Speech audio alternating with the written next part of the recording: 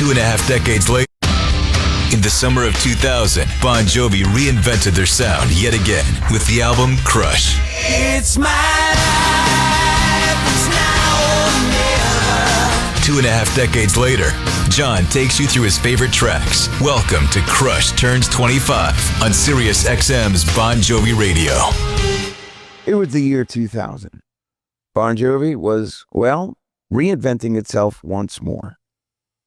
I remember very well being in this room that I'm in right now, coming back from making a movie. The film was called U-571. I had a crew cut and a Navy man's outfit on. When I arrived back here in New Jersey, we sat in this room and wrote It's My Life. That's sort of when we knew the rest of the record was written. There was a lot of musical change that happened in the early 90s. Grunge came in, sort of cleaned house for a lot of the bands that had come up with us. A lot of the genre had then started to chase the Seattle sound. It wasn't anything we were ever interested in. We played to our own beat. We reinvented our sound with Keep the Faith. These Days. I had written Always for the Crossroad record. Richie and I both did solo records. I was making a lot of movies.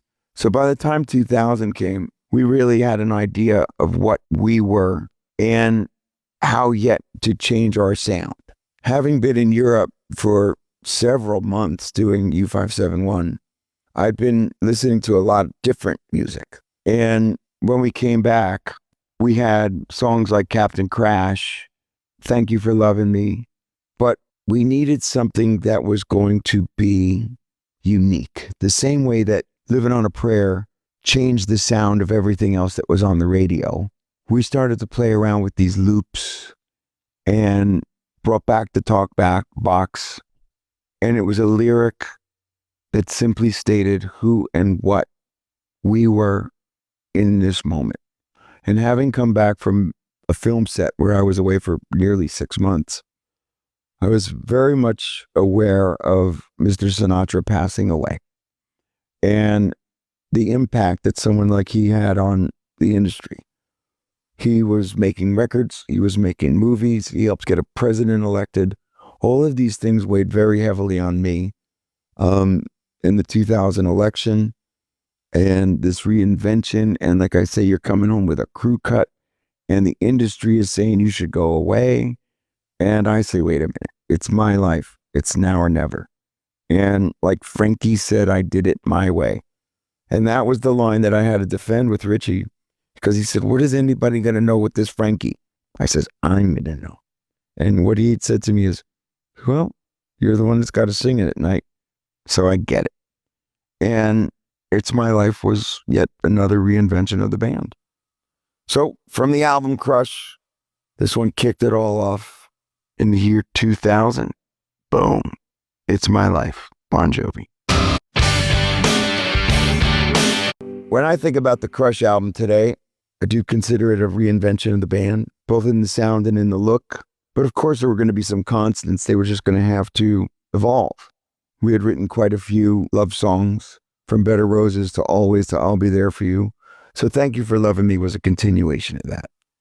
I heard that sentence, those words, just in a movie one day. And I said, oh, time to go.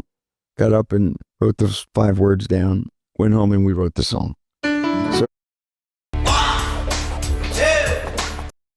John Bon Jovi looks back at the Crush album 25 years later on Bon Jovi Radio. Here's a track that I really love in this record. It's called Just Older. It's the year 2000. I am, almost 40 years old. I've got 2 kids, trying to reinvent not only myself, but the band. You are branching out and you're doing things like these movies and getting involved in social causes.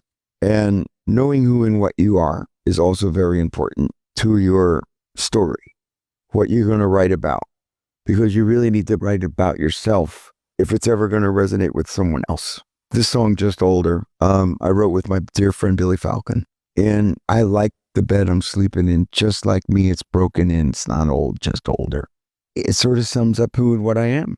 You know, I was growing up in public, and I still love playing the song today. So here's Just Older. Track 7, which is a song that I'll always refer to on any album. It's track 7 that influences track 1. It's the album track that ultimately influences the theme of the record, the threads of the record that make the story complete.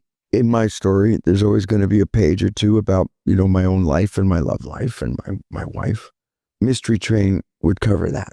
It's not a song that we often played live, but it's a song that we played often at sound checks.